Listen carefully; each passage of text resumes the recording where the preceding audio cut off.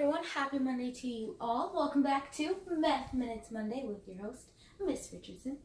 Don't forget to follow me over on YouTube and Facebook at Math Minutes and at teaching_fundamentals on Instagram. Don't forget to like, share, and subscribe. And here we go. Today we're talking about pictographs practice. So we're going to be talking about the pictographs and how to answer questions and how to interpret that kind of stuff. So we're going to start off with the word pictographs. And you get picto for picture and graph from the graph. So pretty much what it's saying, it is a visual graph. Alright, so we have our main question right over here, but we're actually going to focus over here on the steps, which I made it easy for you guys to remember. There are 4 steps. I made it easy to remember by remembering the acronym READ, R-E-A-D. So R stands for read the problem. E stands for examine the graph. A stands for assess the key. And D stands for details, details, details. So you just want to make sure you're answering the actual question, going back and looking and making sure you are paying attention to those small details so you get the correct answer. So back to our main problem. I'm going to read it out loud. We have Jimmy surveyed his class to see what his classmates' favorite season was. So use the pictograph below to answer the questions. So here's our pictograph. So starting with our first step, which is read the problem, which we just did. So let's check. E, we need to examine the graph. So we have our different seasons over here. So we have summer, winter, spring, and fall. Then we have assess the key, which is over here. So each X is 2 votes. So we have to remember that when we're answering our questions, that an X is not only 1 vote, but 2. Then finally, details, details, details. So as we move on to our questions, we're going to see, look into those details.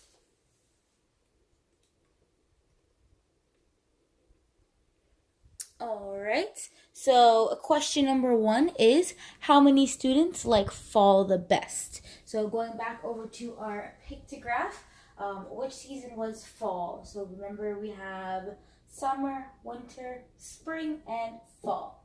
So it looks like fall has 1x, going back to our key, remembering that 1x equals 2 votes.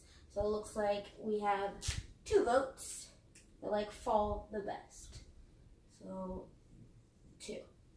Alright, moving on to question number 2, which is which season had the least amount of votes? So looking at all of our votes at the different seasons, looks like 1x has the least amount of votes.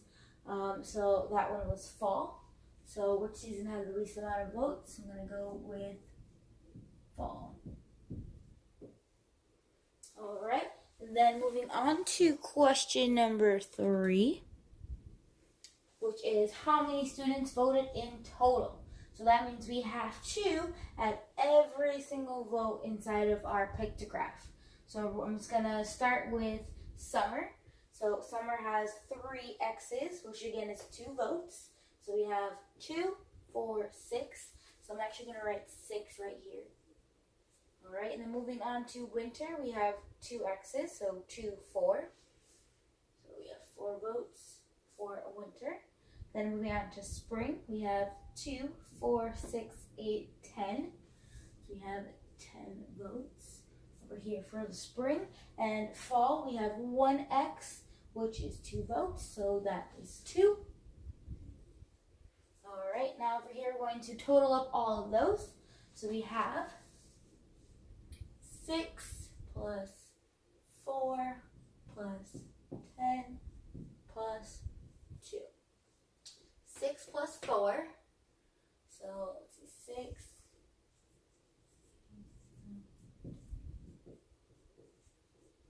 Alright, so we're starting with 6, so we're adding 1, 2, 3, 4. So 6 plus 4 is 10, plus 10, plus 2. So 10 plus 10, so 10 plus 10 equals 20. So we have 20 plus 2 equals 22. So it looks like in total, all the students that voted is 22. So our answer is 22. I'm going to add that right here. Alright, and you can see how I got all of those answers right there. Just to review real quick, the steps to remembering how to read pictographs. Read. R stands for read the problem. E stands for examine the graph. You want to look at your graph and see all the information you have. A stands for assess the key.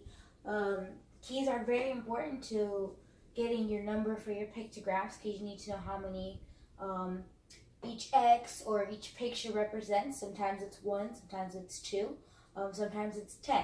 So you always want to assess your key to know how many you're counting and what you're counting by. Then finally, details, details, details. So you want to look at your questions again. You want to make sure you're reading your question fully and paying attention to all the details inside of your question and your graph to make sure you're doing a great job. This has been Math Minutes Monday. I will see you guys next week. Have a great day. Again, happy Monday to you all.